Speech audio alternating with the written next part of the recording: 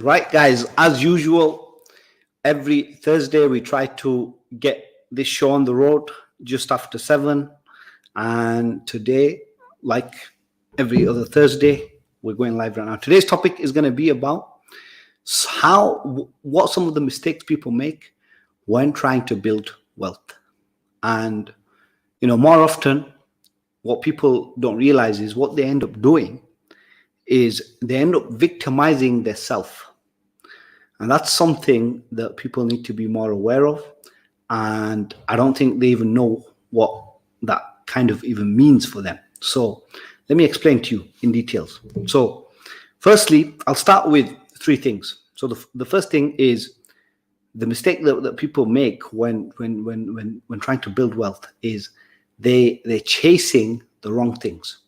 And too often we see that they're chasing the wrong things, and how they end up, like, they're trying to build wealth here, but what they end up doing is going down the wrong path or going down the wrong route, or trying to chase the wealth in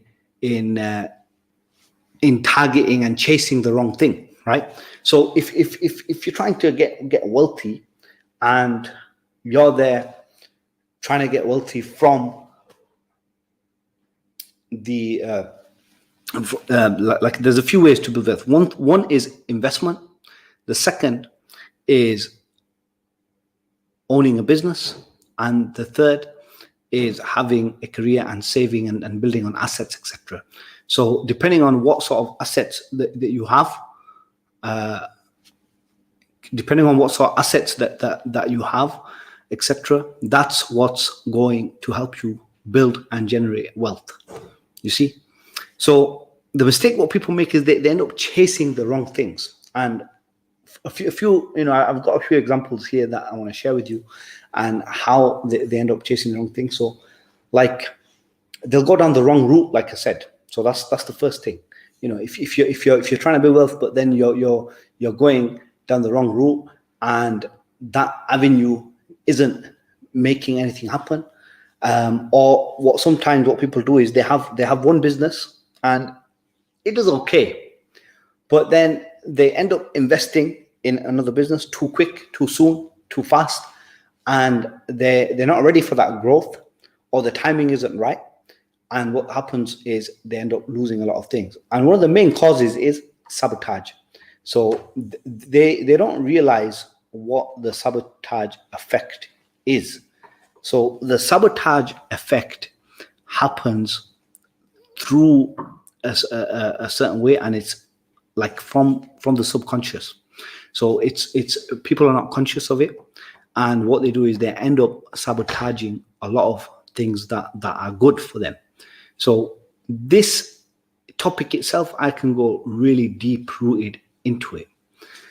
However, most people, like, they don't realize that they're sabotaging their self, or they're sabotaging one's potential, etc.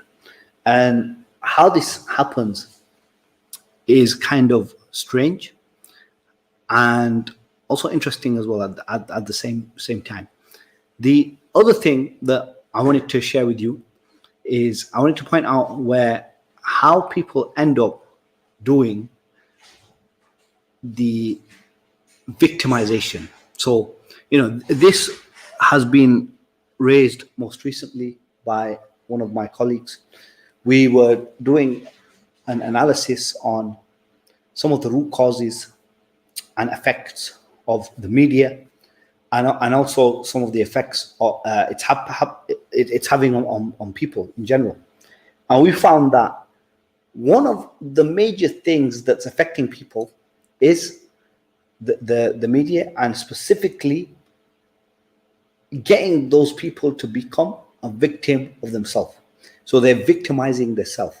And when we look at this, like, okay, you're probably thinking, what do I mean by victimization? Like, look, the media comes up with negative stuff all the time, constantly. It's like you're never gonna. Very rarely you're gonna find something positive in the news, etc. And what that will do is eventually make you into a victim mentality. So the victim mentality is again something that's blocking your way of creating wealth, etc.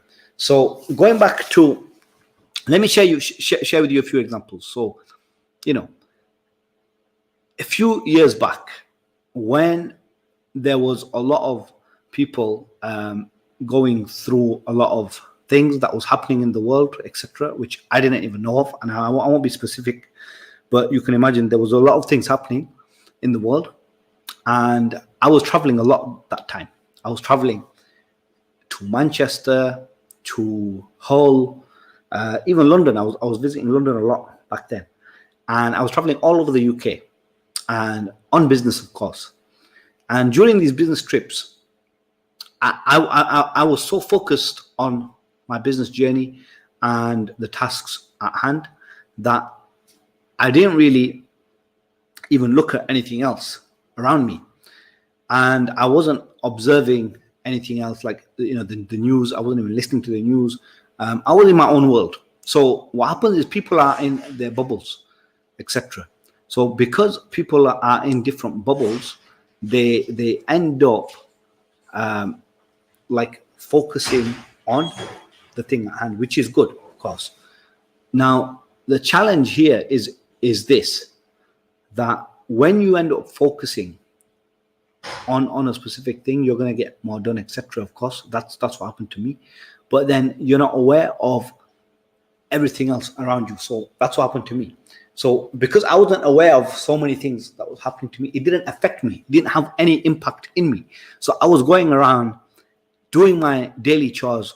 Everybody has a routine, I guess. I'm just guessing that you all have a routine of some sort, but I do. And my routine was this, and that was it. And anything in that came across in my path was just there. And a lot of good came out of that. A lot of good came out of it. A lot of great experiences were at hand. However, I found that there were many people not using their intuition, not even having their intuition, and being able to adapt to certain changes the way I was able to, because of them being consumed by certain data meaning information, which was not good for them, which was not healthy for them, which was not good for their mental wellness, mental well-being, and not even good for them even knowing certain information, because data itself is information, and this can be a means of good and a means of bad as well. And that's what I wanted to highlight for you, is when people start victimizing themselves, what they end up doing is picking out certain things. And I don't want to pinpoint certain things to be specific, but I will, if I need to. So for example, certain communities, what they end up doing is they end up victimizing their own communities, right? Because they think, oh, something's happened to some part of the world. It might not even be there, but then they bring that back, export it back to their area, their community, start talking about it. And the reality is, it doesn't even affect that community. It doesn't even affect that area. It's not even specific to that area. It's somewhere, across the borders somewhere, right? And that's the reality. But what they do is they talk about it, spread the message, spread the word, cause more emotional distress, which will then have its effect on these people. And this is the challenge, and this is the problem. And this is something which many people are not even aware of, that subconsciously how it affects them, and how they can't even go on to progress in their own field, or even tap into their intuition, if you like, or even when they're victimizing themselves, they're not even aware of it. And this ties hand in hand with building wealth at the same time. And then again, one of the after effects of it is what we're seeing right now. Just the other day, I was in a taxi, and I was speaking to the gentleman who was driving, and he was very concerned about the broader community, his community, which is my community at the same time. You know, we were like, all right, look at the next generation of the BAME community, etc. You know, specifically we were talking about the BAME community, and they said, look at the next generation. Where is it leading to? How, you know, what has it come to, and why has it come to this? And most of you listening, you will understand, you know, the concerns, because especially if you're from the BAME community and even other communities, you know that this trend and this culture that I'm talking about is happening everywhere, and nobody is like left out. You know, its effects has gone across everywhere, and this is a huge challenge. And I said to him, and it made me think, like, okay, what is happening and why is it happening? And because one of the things that I do is root cause analysis, that's what I specialize in. I tried to work out, okay, let me just have a think and see where is the root of all this. And the root of all of it is this victimization. Because you victimize people, then what happens is you lower their self-esteem, which in effect has its other effects. And not only that, of course, we know from what's happening around the world and what's happening in certain places, that people are looking to make a quick buck, and people are looking to become wealthy very fast. But what they don't understand is that is not the real wealth, because at the same time, when you become wealthy, you must have two things in place. You must have the wealth of knowledge as well as the wealth of financial wealth. That's what real wealth is. That's when you're rich, right? And richness, again, comes in two phases. You can be rich, as in have a lot of money and just be an imbecile, right? Or you can be rich and have the richness with it, as in the quality, right? As in the eloquence, as in, you know, the having the education, having, you know, like a lot of people, the people at the high level, you see that they're rich, you know, not just for their money, but through the elegance, through their standard of living, etc., through the, you know, the appearance, through the eloquence, all of these things. And unfortunately, what people are doing in this day and age, in this time that we're in right now, they're not bothering about this side of things. This thing what I'm talking about is eloquence. This thing what I'm talking about is the richness, the real richness, not just financial richness. And because of the pressures of the world we're in today, because everything is, I want it now, everything is, can I have it now? And everything is like zoom, you know, it's so quick, zoom.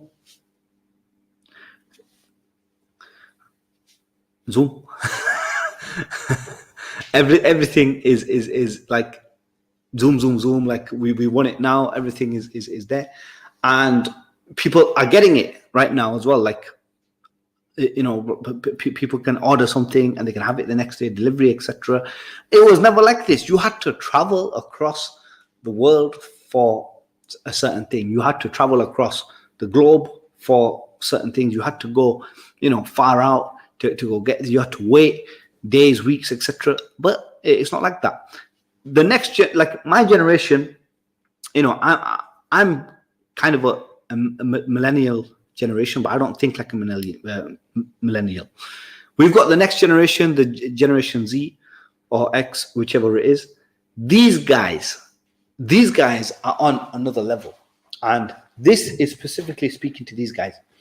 You know, the way they think is, I don't know, like they haven't seen what,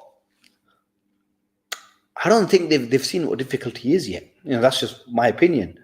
And they haven't really seen what happened in the 80s and 90s, and to understand the complexity behind where we're at today and how it happened. All they're seeing is the quick social media outbreak, the you know, the phones, the gadgets, etc.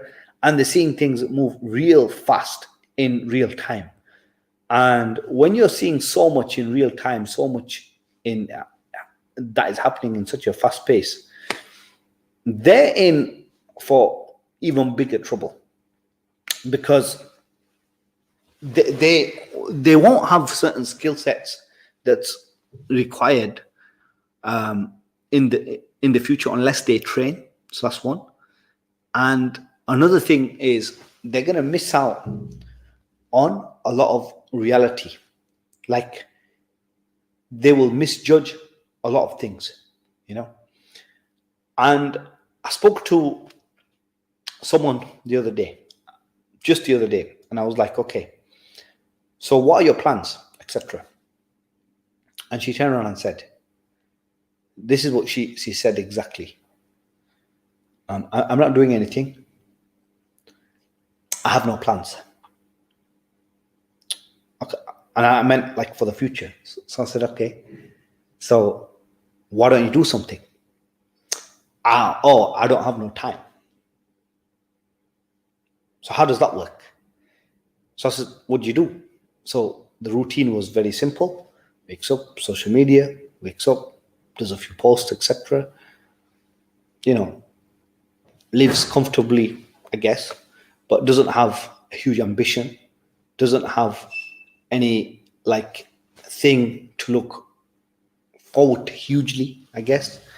And a lot of people are in that same phase where they're in the comfort zone and they're too comfortable where they are. That comfort may not last. And you know, there's many stories. When we look at history, history tells us many stories, and history repeats itself, and history gives us lessons. And one of the stories is the famous story of Joseph, or Yusuf alayhi salam, in the Quran. And Joseph's story is unique, and it is, you know, for me is one of the most impactful stories ever. Because what happens is, if you look at what happened, he had the good times and then he had the bad times. What did he do during the good times? What did he tell the Pharaoh of the time? He said that you have to save up, you have to stock up, and afterwards, when the bad times comes, you're prepared and you're ready. People were not, you know, the people listened, and the Pharaoh did that. When the drought came, people did not suffer. People, they were prepared. Most of the other nations, they were not prepared, right? Egypt managed to supply them even, right? So, you know, that story is unique. It's timeless, and we all can relate to this story as well, right? And if you think of that story and how it happened, look at how the people, how it moved people as well. And because the currencies and things are different, and in those days, if you think of what the currency was, in those days the currency was food, wheat, barley, and livestock and those things, right? So when the drought came, the drought was in the food, whereas now the scarce resources is jobs, etc. Okay, because you know, when you look at the economy is going through a downtrend. There's scarcity there. People are losing jobs, etc. When you look at other things like even the change in the digital society, how the change is happening in the digital field, if you're not ready to make that move, make that leap, you're making a mistake. How are you going to progress and build wealth in the future if you're not adapting to this change?